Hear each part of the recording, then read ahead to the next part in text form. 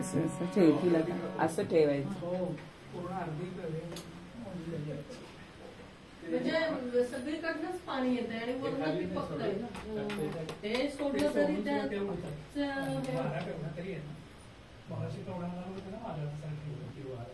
दिसतंय का कसं करणार आता आतमध्ये जाऊन बघायला इकडे बाहेर उघडतं ना खाली दाब. आणि अच्छा असं आहे आता मध्ये काढतो पुढे त्याच्यात मी येतोय स्वतः. हा याच्यात येते. दिसते हो दिसतंय. डोकं बिकं जात नाही नाही नाही ओके थँक्यू.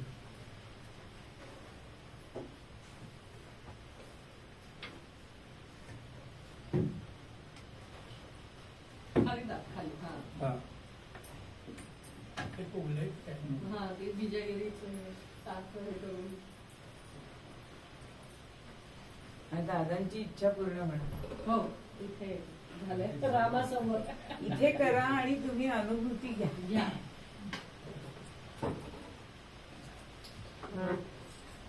पण आपलं काय हे तबला पेटीचं आहे ना त्यामुळे असं एकटं माणूस ठीक आहे पण ते नाही जमत.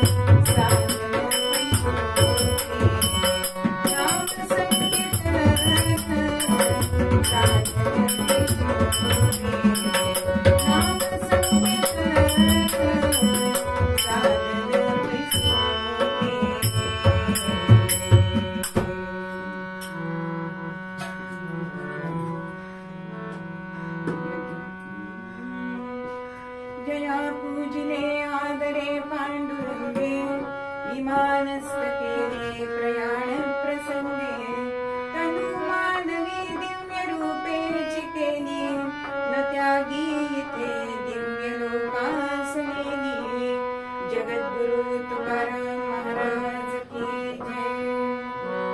आज भजन राहिलं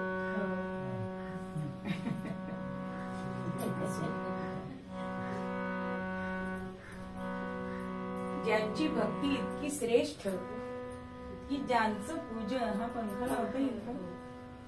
कुठल्या बद्दल हा, एक नंबरचं खालच्या लाईन मधलं नाही लागला. लागला समय नाही ना गाणं. नाही ज्यांचं पूजन त्यांच्या भक्तीमुळे प्रत्यक्ष पांडुरंगाने केलं असे हे जगद्गुरु तुकोबा. आणि न त्यागी इथे दिव्य लोकास नेली. ही तनु जी आहे ती नश्वर आहे, पण तुकोबा सदैव वैकुंठाला गेले असे हे तुकोबा. त्यांच्या निरूपणासाठी आपण हा अभंग दररोज त्याचा अर्थ बघतो. नाम संकीर्तन साधन पै सोपे जळतील पापे जन्मांतरीची. आता आपण संकीर्तन म्हणजे काय बघितलं, जन्मजन्मांतरीची पाप कशी जळतात ते बघितलं. पण पाप किती प्रकारची असतात? पाप ही आपण आपल्या नकळत कळत ही करतच असतो. ही पाप 10 प्रकारची सांगितलेली आहे. 3 आहेत कायिक, 3 आहेत वाचिक आणि 4 आहेत मानसिक. मनुष्याच्या हातून नकळत घडत असतात. आता कायिक पाप म्हणजे काय, तर परदारागमन, आपण आपल्या पायाने तिथे जातो ना, मग ते कायिक पाप आहे. त्यानंतर दुसऱ्याला अहेतुक त्रास देणं. मध्ये एक पेपरामध्ये अशी गोष्ट आली की 3ऱ्या मजल्यावरनं एका कुत्रीला खाली टाकलं आणि ते कसं ओरडतंय हे बघणं, हे कायिक पाप आहे. कारण त्यांनी हाताने ती कुत्री 3ऱ्या मजल्यावरनं टाकली. नकळत जाता जाता कुत्र्यांना दगड मारणं, गाईला लाथ मारणं, हे जे आहे ना हे सगळं कायिक पाप आहे. अशी पाप आपल्या हातनं कळत नकळत घडत असतात. वाचिक पाप म्हणजे खोटं बोलणं. खरं म्हणजे किती आपण म्हटलं नाही ना तरी आपल्याला आयुष्यात बोलावं लागतं कधी कधी. किती खोटं बोलतो आपण सहज, म्हणजे त्याच्यामध्ये काही खूप आपल्याला त्यात लाभ आहे असं नसतं. पण तरी सुद्धा एखादा मित्र आपल्याला येताना दिसतोय आणि मग ते वडील सांगतात जा त्या काकांना सांग की बाबा घरात नाहीये. आता त्या मित्राला भेटायचं नाहीये किंवा तो वेळ खातो, अशी बरीच काहीतरी कारण असतात, नाही असं नाही. पण तो मुलगा काय म्हणतो, बाबांनी सांगितलंय की बाबाच घरात नाहीये. म्हणजे काय झालं, घरात आहेत हे कळलं की नाही. म्हणजे हे विनाकारण खोटं बोलणं आहे. असं आपल्या आयुष्यामध्ये कितीतरी वेळा होत असतं. किंवा कठोर बोलणं. सहज एखाद्याने विचारलेलं असतं की अमुक अमुक पत्ता कुठे हो, माहितीये का तुम्हाला, तर आपल्याला वेळ नसला तर आपण साधं सांगू शकतो ना की तुम्ही अजून कोणाला तरी विचारा, असं सांगू शकतो. आता पुणेरी पाट्या मी आता सांगत नाही, पण त्या कठोर बोलणंच आहे की तो पत्ता आपल्याला जर वेळ नाहीये तर आपण न सांगता दुसऱ्याला विचारा असं सहज सांगू शकतो. पण ते वाचिक पाप आहे. आपण वाणीनी दुसऱ्याचं मन दुखवणं. कारण महाराज सुद्धा म्हणतात मन कोणाचे कधी न दुःख व्हावे. अहो मन दुखवणं म्हणजे त्याच्या अंतरातला जो परमात्मा आहे तो दुखवणं आहे. म्हणजे हे आपल्या वाचिक पाप आहे. आणि मानसिक पाप बरोबर आपल्याला दिसतं की दुसऱ्याला चांगलं दुसऱ्याचं झालं की आपण त्यांना अभिनंदन करतो, पण खरंच आपल्याला मनात असं वाटतं का हो की त्याचं बरं झालंय, पण आपल्या पोटात दुखतं की नाही की ते तिला मिळालं ते मला का नाही, असं मनात चाटून जरी विचार गेला तरी ते मानसिक पाप आहे. किंवा दुसऱ्याचं धन मला कसं मिळेल हा मनामध्ये विचार येणं हे सुद्धा मानसिक पाप आहे. मग अशी जी पाप आहेत, म्हणून जळतील पापे जन्मांतरी, जशी दिवसामध्ये किती होतात ती आपल्याला मोजमाप आपण करू शकत नाही. म्हणून जडतील पापे जन्मांतरीची, अशी ही पाप ह्या नामाने जडून जातात. म्हणून वासना दहती सत्वरम, नामानंद निमग्न असतं. आपण काल बघितलं की नामाचं किती सामर्थ्य आहे, की नाम हे सत्य आहे, सनातन आहे, म्हणजे ते कधीही न जाणार आहे, म्हणून त्याला सनातन म्हणतात. आणि ते प्राचीन सुद्धा आहे. मग असं हे नाम काय करतं, तर आपल्या मनातल्या वासनाच त्या दूर करतो, जाळून टाकतो. म्हणजे आपल्याला दुसऱ्याबद्दल जो मत्सर वाटतो, हेवा वाटतो, जी आपली मानसिक पाप होतात ती त्यामुळे नाहीशी होतात. मग असं हे आहे. तर पुढच्या कडव्यामध्ये आपल्याला तुकोबा सांगताय की न लगे सायास जावे वनांतरा, सुखे येतो घरा नारायण. आता सायास म्हणजे काय हो? सायास म्हणजे कष्ट, किंवा सायासचा अजून एक अर्थ आहे नवस. न लगे सायास, नवस करायला लागतात का, किंवा कष्ट करावे लागतात का नामस्मरण करताना? तर सुखे येतो घरा नारायण. मग खरंच अशी काही उदाहरणं आहेत का हो, की ज्यांनी नामस्मरण केलंय आणि त्यांच्या घरी प्रत्यक्ष भगवंत आलेले आहेत? असं एक उदाहरण महाभारतात पण आहे आणि रामायणात सुद्धा आहे. ज्या वेळेला श्रीकृष्ण भगवान दुर्योधनाकडे शिष्टाई करण्यासाठी आले होते की हे युद्ध तू करू नकोस, त्या पांडवांना तू 5 गावं जरी दिलीस तरी हे युद्ध आपण करायला नको. पण दुर्योधन म्हणतो नाही, मी सुईच्या आग्रहावर राहील एवढी सुद्धा मी जमीन देणार नाही.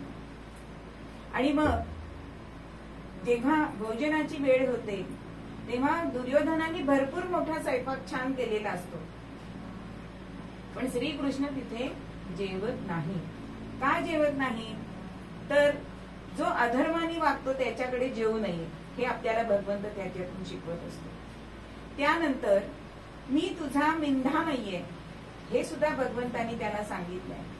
आणि तुझ्यामध्ये माझ्याबद्दल तुझ्या मनामध्ये प्रेम नाहीये, मग मी तुझ्याकडे का भोजन करावं? म्हणून भगवंत कोणाकडे गेले? तर विदुराकडे गेले. सुखे येतो घरा नारायण. विदुराने बोलवलं होतं का हो श्रीकृष्णाला की तू माझ्याकडे जेवायला ये? म्हणजे वास्तविक पाहता विदुर तेव्हा घरात सुद्धा नव्हते, पत्नी त्यांची घरात होती आणि अत्यंत आनंद झालाय की भगवंत आपल्याकडे आले. आणि मग भगवंताला चौरंगावर बसवलंय आणि केळी त्याला देतीये. पण काय होतंय हो, केळ्याचं साल भगवंताला देतीये आनंदात, मुद्दामून नाही, आनंदामध्ये केळी सोलतीये, साल भगवंताला देते आणि केळं आपण खाते. आणि हे जेव्हा विदुर बघतात तेव्हा ते म्हणतात अगं काय करतेस? म्हणून नामानंद निमग्न असते. नामामध्ये तुम्ही जर एकदा रममाण झाला की तुमच्या हातून जी क्रिया होते त्याला दोष नाही. म्हणून भगवंत सुखे येतो घरा नारायण. आणि तसंच भक्त शबरीच्या बाबतीत सुद्धा असंच झालेलं आहे. जेव्हा आपण तिचं शबरीचं आख्यान बघणार आहोत तेव्हा मोठ्या विस्ताराने आपण बघूया. पण सुखे येतो घरा नारायण, सतत श्रीरामाचं नामस्मरण करत करत जी 8व्या वर्षापासून 80व्या वर्षापर्यंत तिने नामस्मरण केलं, एवढी तितिक्षा तिच्याकडे होती. आणि खरोखरच श्रीराम प्रभू हे तिच्या कुटीमध्ये आले की नाही? कारण जेव्हा ते दंडकारण्यामध्ये तिथे गेले तेव्हा लक्ष्मण विचारतोय की आता दादा तू इकडे कुठे जातोयस, कोणाला दर्शन द्यायला जातोयस? तेव्हा श्रीराम प्रभू म्हणतात मी दर्शन द्यायला नाही, मी दर्शन घ्यायला जातोय. इतकी हिची भक्ती, नामस्मरणाची भक्ती श्रेष्ठ होती की शबरीचं दर्शन घेण्यासाठी प्रभू रामचंद्र तिच्या कुटीमध्ये गेले. म्हणून न लगे सायास, म्हणून कष्ट करावे लागत नाही. जर आपण एखादं ध्येय धरलं आणि ते नामाने करायचं म्हटलं तरी सुद्धा ते साध्य होतं. इतकी नामस्मरणामध्ये शक्ती आहे. म्हणून यस्य स्मरण मात्रेण, आपण नुसतं जरी भगवंताचं नामस्मरण केलं पण त्याला स्मरणात ठेवायचंय. आपण काल बघितलं की आपण स्मरणच करत नाही ना, स्मरण देवाचे करावे, पण आपण स्मरण कोणाचं करतो? देहाचं करतो. मी कसा छान दिसेल, मी कशी, माझी साडी कशी आहे, मी आज दागिना घातलाय का, किंवा मला आज कोणी म्हंटलच नाही की तू छान दिसतेस. हा देहावर प्रेम करायचीच गोष्ट आहे. म्हणून आपलं स्मरण असतं ते देहाचं असतं. पण समर्थ म्हणतात की स्मरण देवाचे करावे. म्हणून रामरक्षेमध्ये आपल्याला दिसतं की इत्येतानि जपे नित्यम, हा जर आपण श्लोक म्हटला तर आपल्याला भगवंताचं स्मरण होतं. पण सामान्य लोकांना मात्र की जे देहामध्ये गुरफटलेले आहेत, ते विषयामध्ये गुरफटलेले आहेत, त्यांना याचं स्मरण होत नाही. एक कंजूस मनुष्य असतो. उदाहरण दिलं की सिद्धांत पक्का होतो. सगळ्यांच्या परिचित उदाहरण आहे की एक अतिशय कंजूस असणारा मनुष्य आणि काडी काडी जमून कवडी कवडी जमून सगळं धन मालमत्ता जमा केली आहे आणि होता होता अगदी अंथरुणावर पडलेला आहे. शेवटच्या क्षणामध्ये वाचा गेली आहे. मुलं बाळ शेजारी आहेत आणि तेवढ्यात त्या म्हाताऱ्याचं लक्ष कोपऱ्यामध्ये असलेल्या एका गोष्टीकडे गेलं आणि मुखातून वाचा जरी गेलीये तरी दोन शब्द बाहेर पडतायत, वा के वा के वा के. आता मुलांना समजत नाही की ह्यांना काय म्हणायचंय. आता ह्याचा बोध होत नाहीये. पण मुलं म्हणतात की बहुतेक बाबांना वासुदेव केशव वासुदेव केशव. आता अगदी जायची वेळ आली तर भगवंताचं स्मरण करायचं असेल आणि म्हणून त्यांच्या मुखातून हे नाम यावं म्हणून एका वैद्याला बोलवलंय. वैद्यानं सगळं कथा सांगितली की असं असं झालंय, वाचा गेलीय, तर काय करता येईल. म्हणून मग वैद्य आलेत आणि हेमगर्भाची मात्रा त्यांनी उगाळून दिलीये आणि त्या आजोबांना ती वाजलीये, दिली तोंडामध्ये. आणि आता झालं वेगळंच हो. वासुदेव केशव म्हणायचंच नव्हतं. वासरू केरसुणी खात आहे, वासरू केरसुणी खात. म्हणजे ती केरसुणी सुद्धा अगदी झडलेली होती की आपण जसं घरातली चांगली असते व अंगण झाडाला अजून जुनी झालेली आपण अशी वापरतो, तशी ते वासरू जी अंगण झाडाला ठेवलेली, जी अगदी तिची सगळे गेलेले आहेत, अगदी खराटाच झालाय, अशी केरसुणी सुद्धा ते खात आहे. म्हणजे ते वाया जात आहे हे ते आजोबांना सांगायचं. पण मुलं म्हणतात अहो बाबा तुम्हाला आम्ही 100 रुपये त्या वैद्याला दिले आणि तुम्हाला हेमगर्भाची मात्रा चाटवली तर तुम्ही आता वासुदेव केशव म्हणा. तर ते म्हणतात किती पैसे दिले, कारण कंजूस होता ना अत्यंत. अहो 100 रुपये दिले, आता तरी भगवंताचं नामस्मरण करा. ते म्हणतात आता माझं पुढचं क्रियाकर्म करू नका, त्या 100 रुपयात ते झालं असतं. बघा म्हणजे आपल्याला स्मरण जे आहे ते देहाचं आहे, विषयांचं आहे. पण आपल्याला स्मरण कोणाचं करायला सांगताय तर भगवंताचं करायचंय, देवाचं करायचंय. मग ह्या नामस्मरणे पावावे समाधान. कारण नामस्मरण जर आपण केलं तर आपल्याला समाधान वाटतं. म्हणून इत्येतानि जपे नित्य. म्हणून तुकोबा सुद्धा म्हणतात की नाही की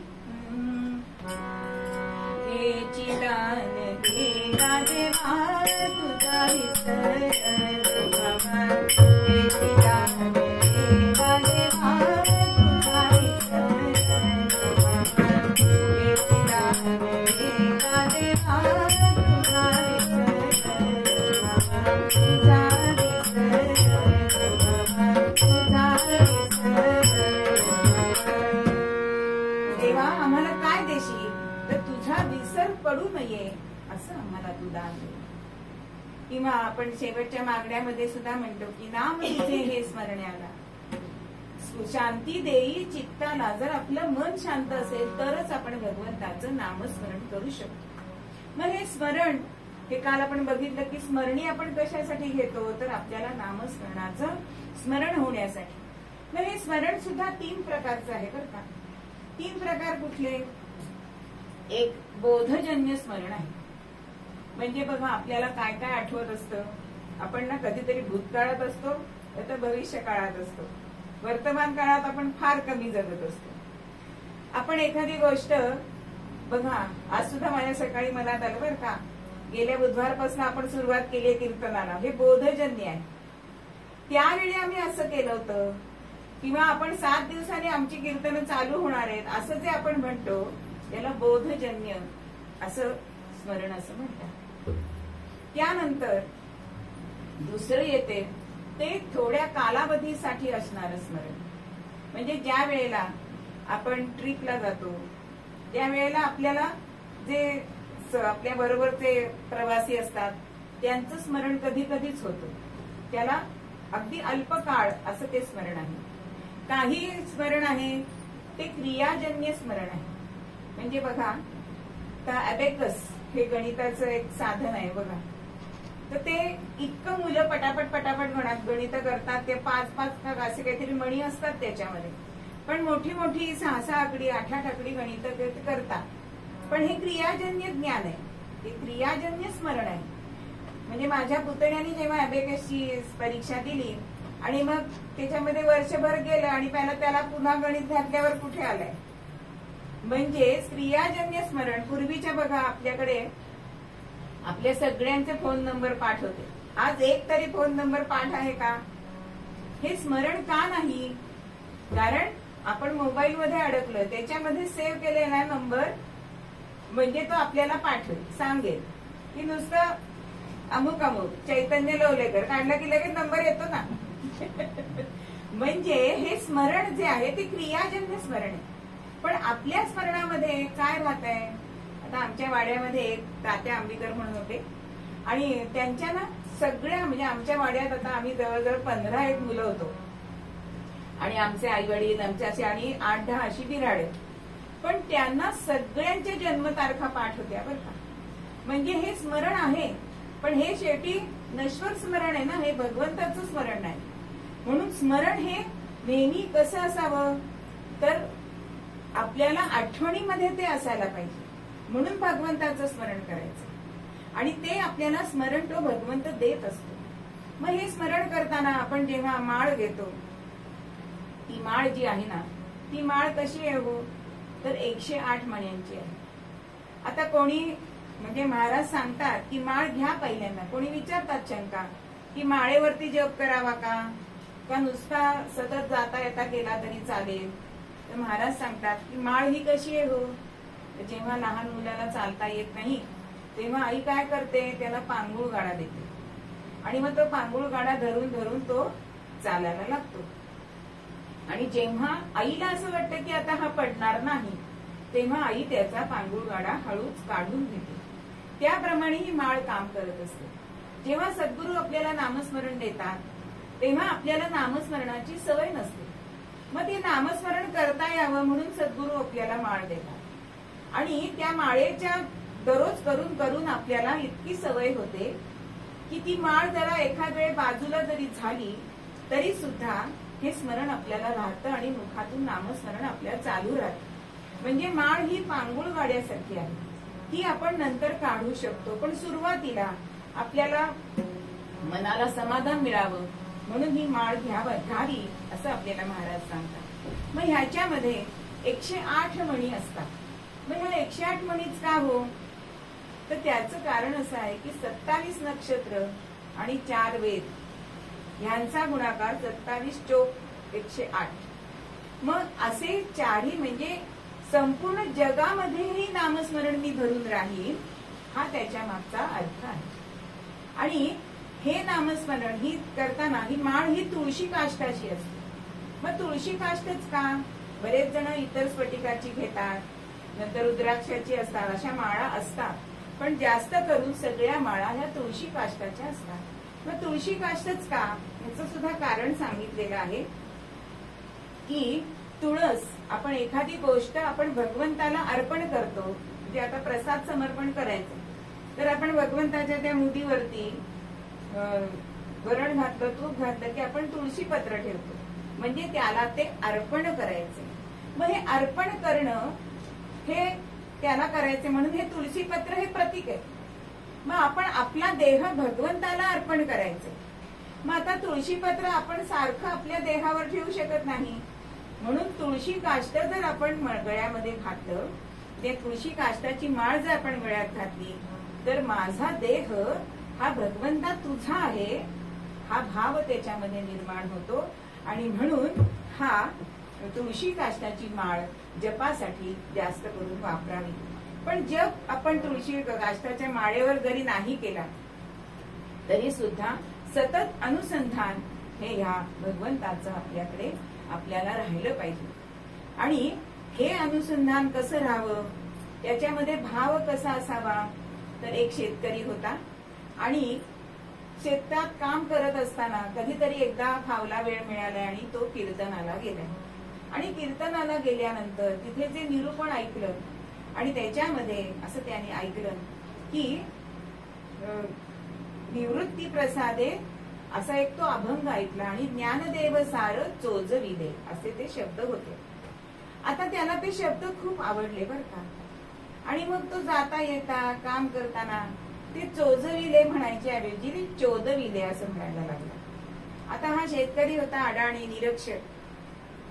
वर्षानुवर्ष हेच तो म्हणतोय काम करताना ज्ञानदेव सार चोजविले, तर चोदविले, चोजविलेच्या ऐवजी चोदविले. आणि एक दिवस एक शास्त्री पंडित शिकलेले त्याच्या शेतकऱ्याच्या त्या शेतामध्ये आले, कारण विहिरीचं पाणी त्यांना प्यायचं होतं. आणि ते शास्त्री बुवांनी ऐकलं की हा काहीतरी चुकीचं म्हणतोय, म्हणून त्यांनी सांगितलं की अहो चोदविले नाही चोजविले असा शब्द आहे, तुम्ही असा शब्द म्हणा. तर ह्या शेतकऱ्याला असं वाटलं की आपण चुकीचं म्हणतोय, पण त्या मुखामध्ये तेच बसलं असल्यामुळे तो चोदविले शब्द त्यांच्या तोंडातून त्या शेतकऱ्याच्या यायला लागला. आणि होता होता पुन्हा ते शास्त्री आलेत आणि म्हणतात अहो मी तुम्हाला सांगितलं तरी तुम्ही चुकीचंच म्हणताय. आता ह्या शेतकऱ्याला असं वाटलं की आपण मग त्याच्यापेक्षा म्हणायलाच नको ना, आपल्या हातून चूक होतीये तर आपण ते शब्द म्हणायला नको. आणि त्यांनी ते म्हणणं बंद केलं, कारण तो चोजविले शब्द काही त्यांना म्हणता येईल. होता होता त्याचं हे नामस्मरण म्हणजे हे म्हणणं हे थांबलं. आणि मग शास्त्री बुवांच्या स्वप्नामध्ये भगवंत गेलाय आणि त्यांना सांगितलंय की तुम्ही त्याचं भजन हे बंद का केलं. अहो तो चुकीचा म्हणतोय म्हणून मी त्यांना सांगितलं, पण ते चुकीचं जरी असलं तरी ते भावभक्तीपर होतं आणि म्हणून ते मला जास्त आवडत आहे असं भगवंतांनी त्याला सांगितलं. आणि तुम्ही त्याला जाऊन सांगा की परत तू म्हणायला सुरुवात कर. आता झालं, शास्त्री पंडित जागे झालेत आणि त्याच दिवशी शेतकऱ्याकडे गेले आणि म्हणतायत की अहो मी घरी गेलो आणि सगळ्या पुस्तकात बघितलं, पण तुम्ही म्हणतायत तेच बरोबर आहे बरं का. असं स्वतःची चूक मान्य केली नाही, पण भगवंतांनी ते सांगितलंय की पुन्हा सुरू करा. हे पुन्हा सुरू करायला सांगितलं असं हे नामस्मरण हे त्यांनी पुन्हा सुरू केलं आणि ते भगवंताला आवडलं. म्हणजे आपण साक्षर असून ज्ञानी असून जे आपण नामस्मरण करतो त्याच्यापेक्षा भावभक्तीने जे नामस्मरण केलं जातं ते जास्त श्रेष्ठ आहे असं आपल्याला संत सांगतात. म्हणून नलगे सायास जावे वनांतरा सुखे येतो घरा नारायण ठाईच बैसोनी करा एक चित्त. हे नामस्मरण जे आहे ना ते नामस्मरण आता किती जण असं म्हणतात की त्याचा काय लाभ आहे, ते आम्ही कशासाठी करायचं. एक मुलगा होता आणि त्याचं लग्न ठरलं बरं का. आणि आता त्या मुलाला असं वाटलं की आता लग्नासंबंधी आपण सगळी माहिती विचारावी, म्हणून ते एका स्त्रीकडे गेला आणि म्हणतोय काकू मला जरा लग्नासंबंधी माहिती हवी, काय त्यातले ते विधी असतात, त्याचा अर्थ काय, कशाला करतात वगैरे असं सगळं त्यांनी विचारलं. आणि पण ती बाई होती ना ती इतकी खो खो हसायला लागली की म्हणाली अरे ही माहिती विचारण्यापेक्षा तू स्वतः लग्न करून त्याची अनुभूती घे ना. कारण जसं साखरेवरती अर्धा तास प्रवचन केलं, काय केलं, ती उसापासून तयार होते, ऊस कारखान्यात नेतात, त्याच्यामध्ये गंधक मिसळतात, मग ती पांढरी शुभ्र होते, मग तिचे छोटे छोटे दाणे असतात, ती फार गोड लागते, तिचे अनेक प्रकारे पक्वान्न तयार करतात. असं एवढं सांगण्यापेक्षा एक चिमूटभर साखर जर हातात दिली तर त्याचा परिणाम लवकर होईल की नाही. ती गोड आहे हे कळायला त्याची अनुभूती जशी घ्यावी लागते तशी ती बाई म्हणाली की तू लग्न करून बघ म्हणजे तुला त्यातली अनुभूती येईल. त्याप्रमाणे संत सांगतात की तुम्ही नामस्मरण करायला लागा, त्याची अनुभूती घ्या, म्हणजे तुम्हाला त्याची खरी किंमत कळेल. कारण आपण बघितलं की त्याची किंमत काय आहे.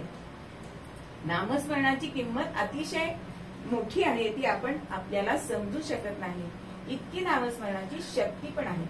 आणि हे जे नामस्मरण आपल्याला जर गुरूंकडनं मिळालं तर त्या गुरूंचं जे त्यांची उपासना आहे त्याचं सुद्धा बल त्याच्यामध्ये आपल्याला मिळतं आणि म्हणून ते नाम जास्त फलद्रूप होतं.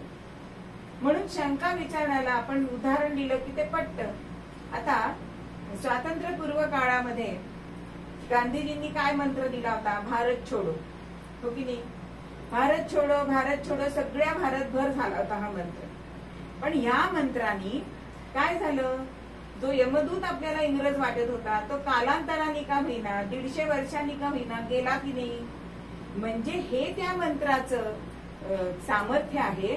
तसं आपण जर नामस्मरण केलं तर ते नामस्मरणाचं फल हे आपल्याला मिळणारच आहे.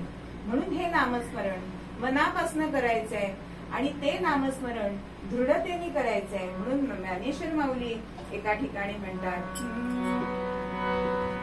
एक तत्व नाम दृढधरी म्हणा, एक तत्व नाम दृढधरी म्हणा, हरिसी करुणा येईल तुझी.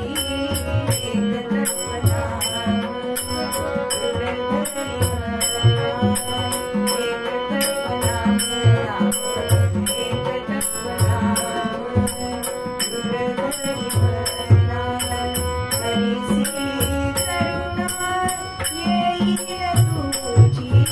एक तत्व नाम दृढधरी म्हणा, एक तत्व नाम दृढधरी म्हणा.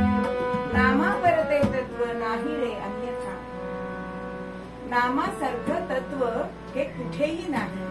म्हणून सतत नामस्मरण तुम्ही करत राहा. आणि हे नामस्मरण करताना तुम्हाला अनुसंधान असायला पाहिजे. मग अनुसंधान कसं असावं? कारण महाराज म्हणतात अनुसंधाना कधी न चुकवा. आपलं कुठलीही क्रिया करत असताना नामस्मरणाची जर आपल्याला अनुसंधान असेल तर ते अनुसंधान जास्त श्रेष्ठ आहे. ते नामस्मरण जास्त श्रेष्ठ सांगितले. मग पूर्वीच्या काळी किंवा आता सुद्धा खेडेगावामध्ये अजून सुद्धा कित्येक बायका ह्या हंडे भरून डोक्यावरून आणतात पाणी. आणि 3-3 हंडे सुद्धा एकावर एक असतात. मग 3-3 हंडे असतात ते डोक्यावर असतात. एक कमरेला पोरगं असतं, एखादी छोटी घागर सुद्धा हातात असते. कारण लांब जायचंय म्हणून जास्तीत जास्त पाणी आणणं हे त्या स्त्रियांचं काम त्या करत असतात. बरं, त्या वाटेने चालताना मैत्रिणींशी बोलत असतात की नाही? बोलत असतात. ते मुलगं रडलं तरी त्याला थांबवत असतात. पण हे सगळं करत असताना त्यांच्या डोक्यावरचे जे हंडे असतात त्यातलं एक तरी थेंब पाणी सांडतं का? कारण त्यांचं अनुसंधान असतं ते मस्तकावरील असलेल्या पाण्याच्या हंड्यांकडे. आता त्या सगळ्या भिजतील ना, पण जसं त्यांचं अनुसंधान असतं ना तसं अनुसंधान जर आपण आपल्या नामामध्ये ठेवलं, कारण हे अनुसंधान महत्वाचं आहे. आपण सगळं भोगत असताना सुद्धा हे अनुसंधान महत्वाचं आहे.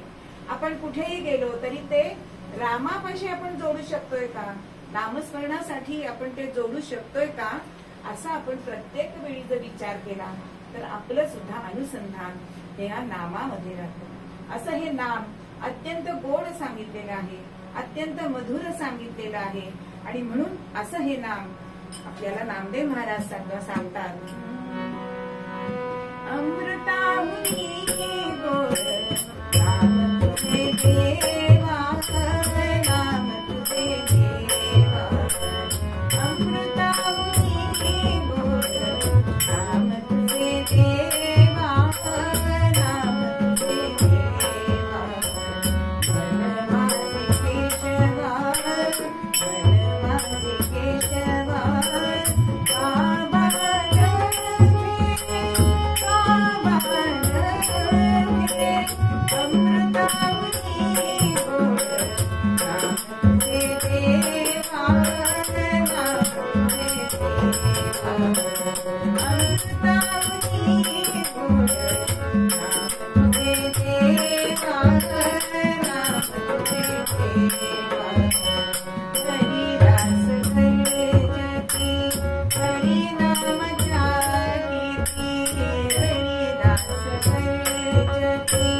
हरि नाम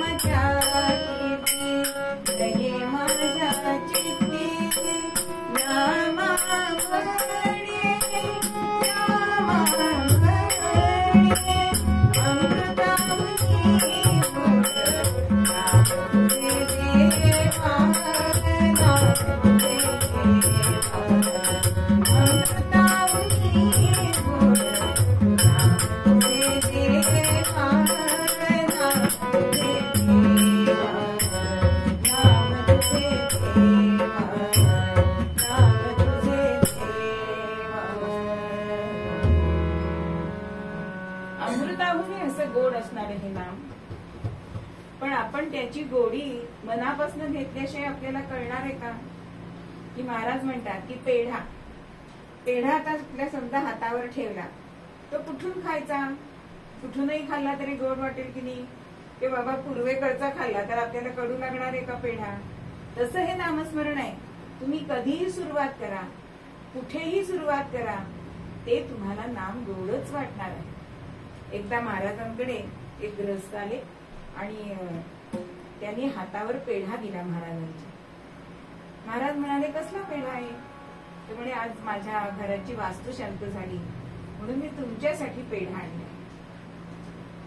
आता तो पेढा महाराजांनी हातातच ठेवला. बराच वेळ झाला, अर्धा तास झाला, पाऊण तास झाला, तरी महाराज ते पेढा खाईना तो. तेव्हा त्या माणसाला असं वाटलं की आपण दिलेला पेढा महाराज का खात नाहीये.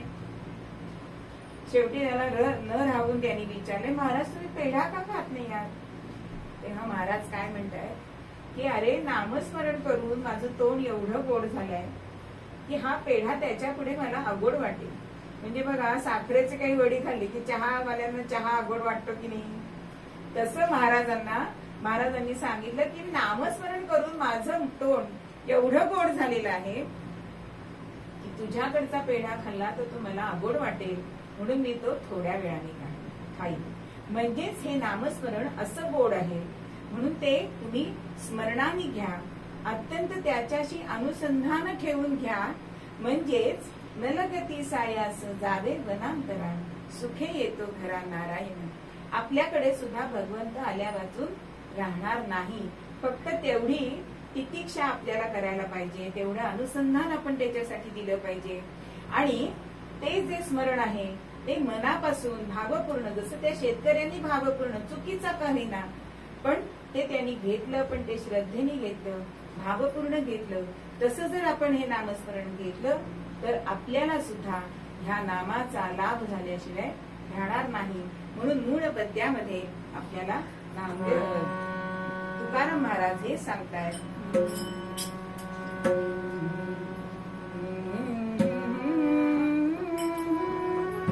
नाम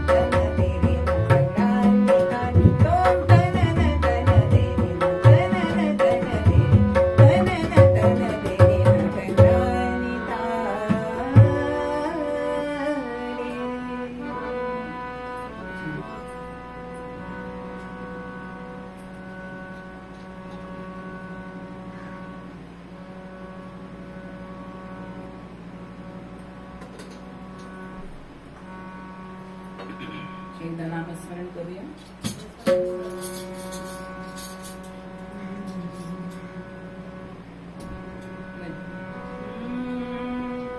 करूया घोष नामाचा सद्गुरु समर्थ चरणाचा.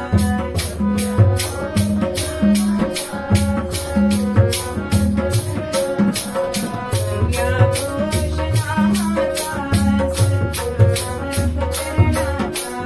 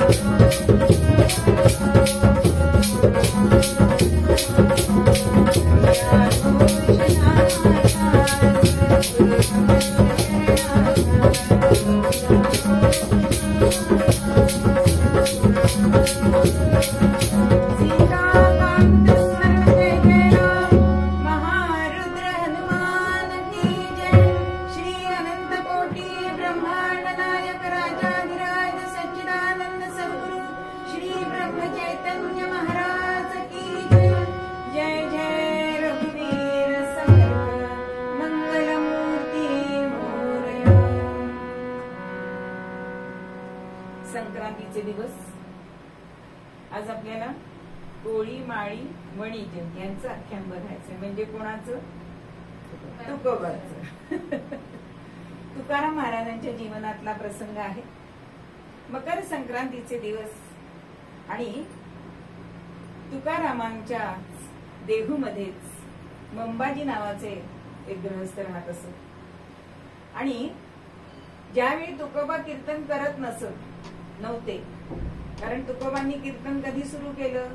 जेव्हा त्यांना पांडुरंगाचा आदेश झाला, नामदेवांची जी राहिलेली लक्ष्य कोटी लिहायचे अभंग ते तुला पूर्ण करायचे, हा आदेश झाल्यानंतर महाराजांनी अभंग रचना सुरू केली आणि त्यानंतर त्यांची कीर्तन सुरू झाली. आता मंबाजी कीर्तन करत असे, पण आता तुकोबा कीर्तन करतात म्हटल्यानंतर त्यांच्या पोटावर पाय यायला लागला हो.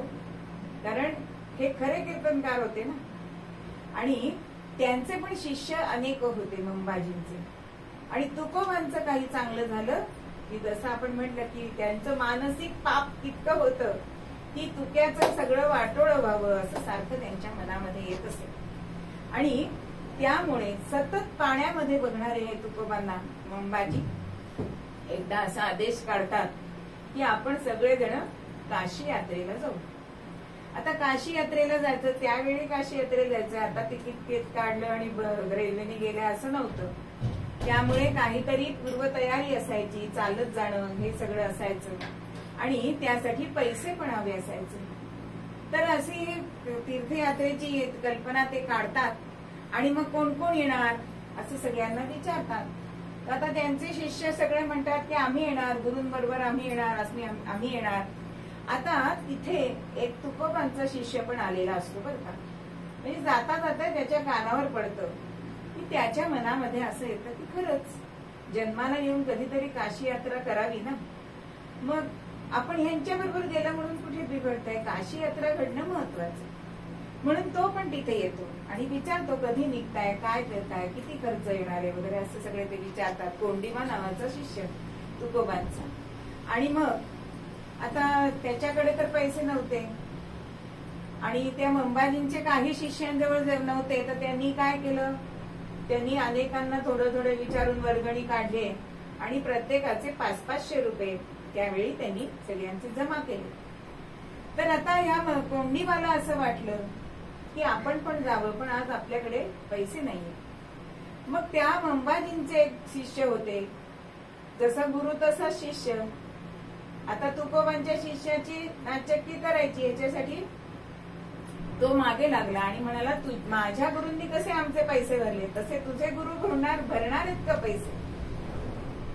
आता कोंडीबा म्हणतो मी कसं आता सांगू, त्याच्यासाठी मला त्यांच्याकडे जावं लागेल ना, तुकोबांच्याकडे जावं लागेल. आणि म्हणून कोंडीबा तुकोबांकडे निघाल्या आणि कोंडीबा निघाल्या त्याच्याबरोबर हे मंबाजी आणि त्याचे शिष्य सुद्धा निघाले. आता कोंडीबांकडे तुकाराम महाराजांना सांगतायत की महाराज, सद्गुरुनाथा मला काशीला जायचं आहे, तर मी आता कसं जाऊ? आपण मला काही मदत करू शकाल का? आणि काशी यात्रेला जात आहेत म्हटल्यानंतर तुकोबा काय म्हणतायत की काशी यात्रा किती कठीण आहे आणि ती कशी करायला लागते.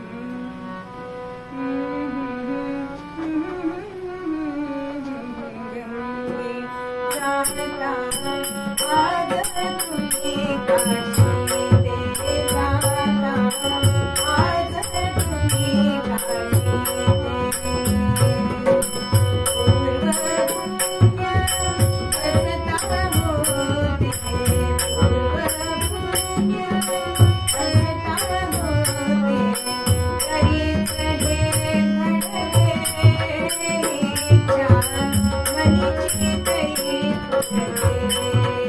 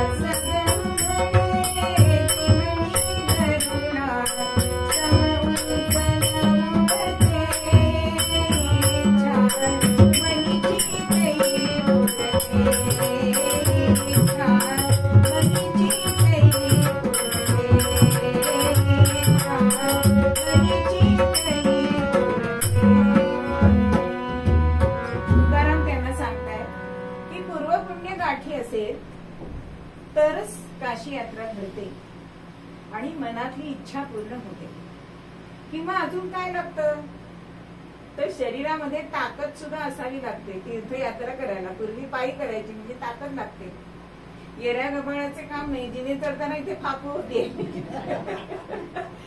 मग शरीरात ताकद लागते. किंवा काय लागतं, संग्रही धन बहुत लागतं, पैसे पण लागतात.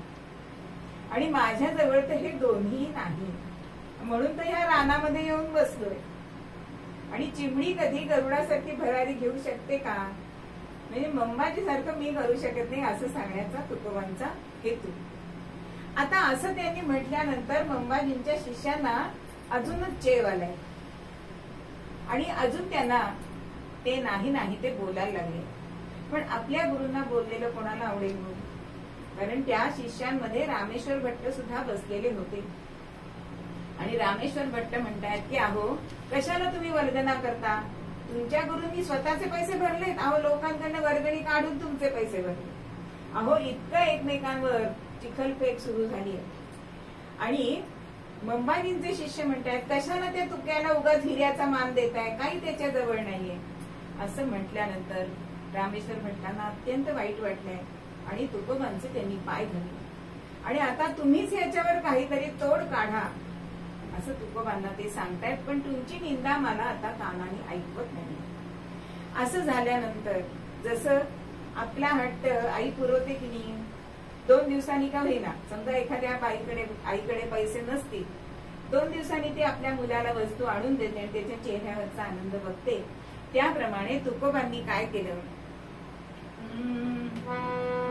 एक शिवराई तांब्याचे नाणे, एक शिवराई तांब्याचं नाणं घेतलंय. आणि ते तांब्याचं नाणं घेतलंय आणि अत्यंत प्रेमाने त्या कोंडीबाच्या हातामध्ये ठेवलं. आणि ते म्हणताय की ह्या शिवराई रुपयानी पैशानी तुझी सगळी तीर्थयात्रा होईल बरं. आता शिवराई म्हणजे त्याची किंमत माझ्या मते 6 पैसे होती. पूर्वीच्या काळच्या लोकांना माहिती असेल. तर 6 पैशात आता कशी काय तीर्थयात्रा होणार, काशी यात्रा होणार, असा त्या कोंडीबाला प्रश्न पडलाय. पण हा शिवराई पैसा देताना सुद्धा तुकोबा त्यांना काय म्हणतायत,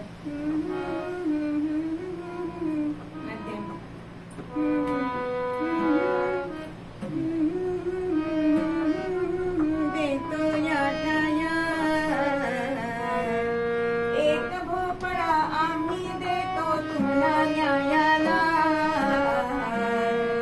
भागीरथीच्या यमुनेच्याही जलात बुडवावा, भागीरथीच्या यमुनेच्याही जलात बुडवावा, भागीरथीच्या यमुनेच्या जलात बुडवावा. खंडी भैरव धुंडी गजानन, खंडी भैरव धुंडी विनायक विश्वेश्वर चरणी, मारून याते आणावा तो देऊस करतोही, आणावा तो देऊस करतोही. कोंडीबा, तुझ्याबरोबर मी एक भोपळा पण देणार आहे. आणि तो कडू भोपळा आहे बरं. आणि तो भोपळा तू काशी यात्रेला न्यायचा आहेस. आणि जिथे जिथे तू तीर्थामध्ये स्नान करशील तेव्हा या भोपळ्याला सुद्धा स्नान घालायचंय. तू जिथे जिथे भगवंताच्या दर्शनाला जातील, साधू संतांच्या दर्शनाला जातील, तिथे त्याला सुद्धा न्यायचंय. आणि तो परत देहूमध्ये आणायचा, एवढी माझी अट आहे. आता तो भोपळा त्यांनी घेतलाय, पण मनामध्ये शंका होती, म्हणून तो तुकोबांना म्हणतोय, एक शिवराई पैशात, एक शिवराई पैशात कशी होणार काशीत यात्रा, चिंता वाटते मम हृदया, सांगा सद्गुरुनाथा. तुम्ही मला हा शिवराई पैसा दिलाय, त्याच्यामध्ये कशी माझी काशी यात्रा होणार, हा मला खूप चिंता पडली. आता तुम्ही समर्थ आहात, तुम्ही त्याच्यावर काहीतरी उपाय सांगा. आणि तेव्हा तुकोबा काय सांगतायत,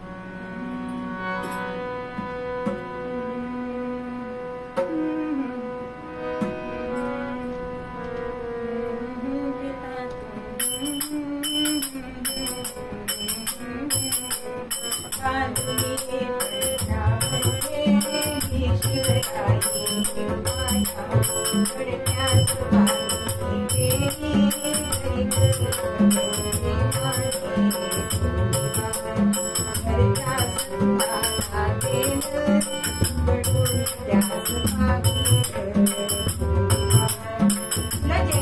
पैशाची चिंता पडेल ना तेव्हा उपरण्यातला पैसा काढ, तेव्हा काय होईल?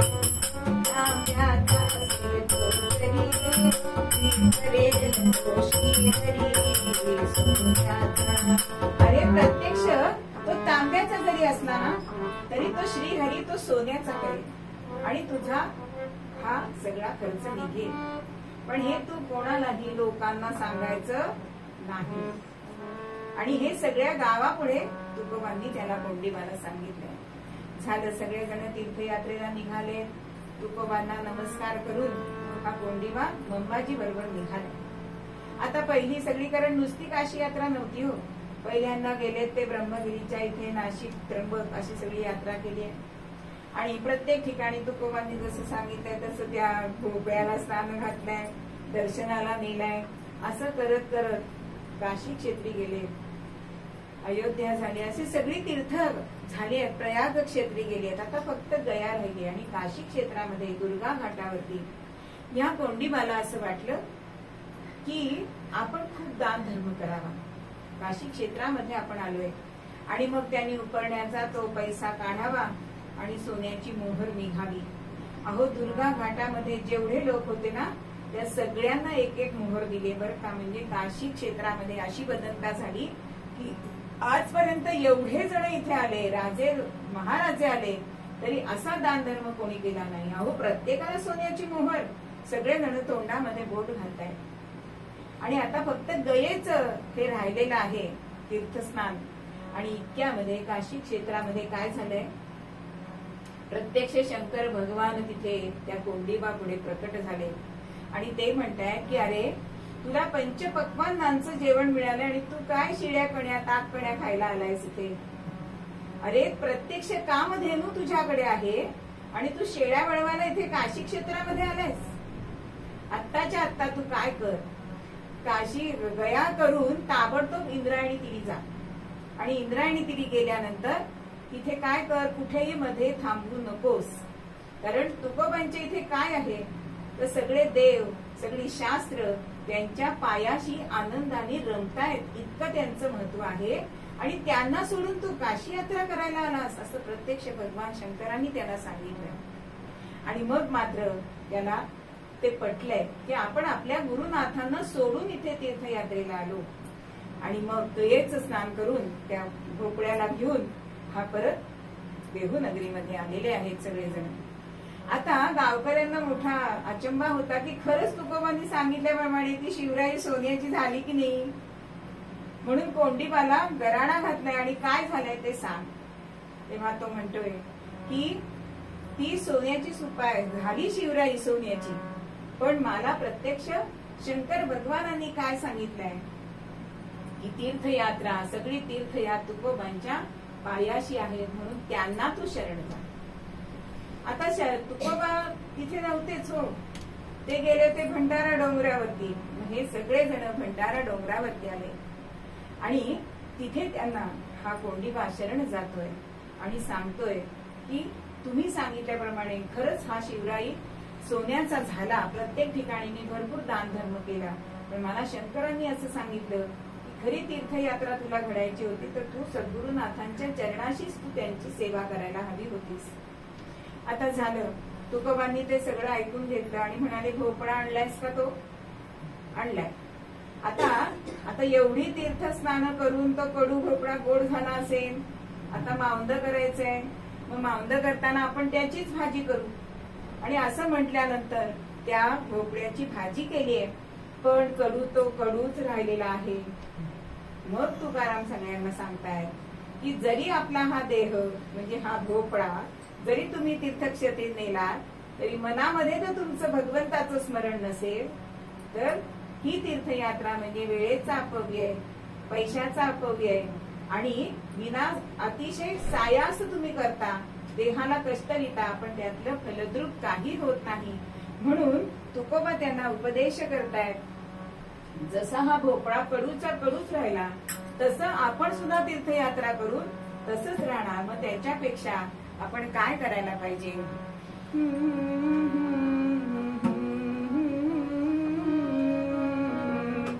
ठाईच बैसोनी अनन्य होनी श्री विठ्ठला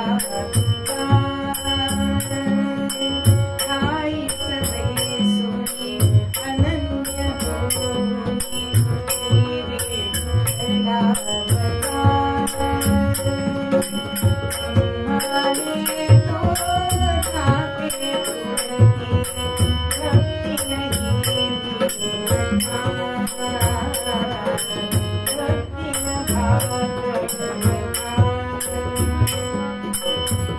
एक तो प्रकट भक्ति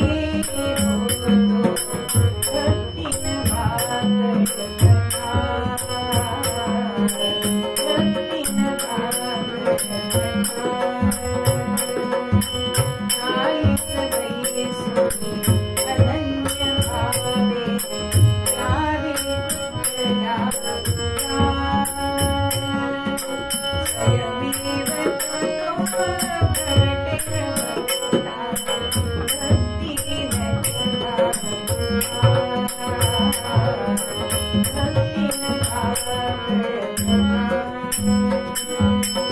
ठाईच बैसोनी त्या पांडुरंगाला जर तुम्ही आठवलं, त्याचं पूजन केलं तर तो स्वतः तुमच्या पुढे प्रकट होतो.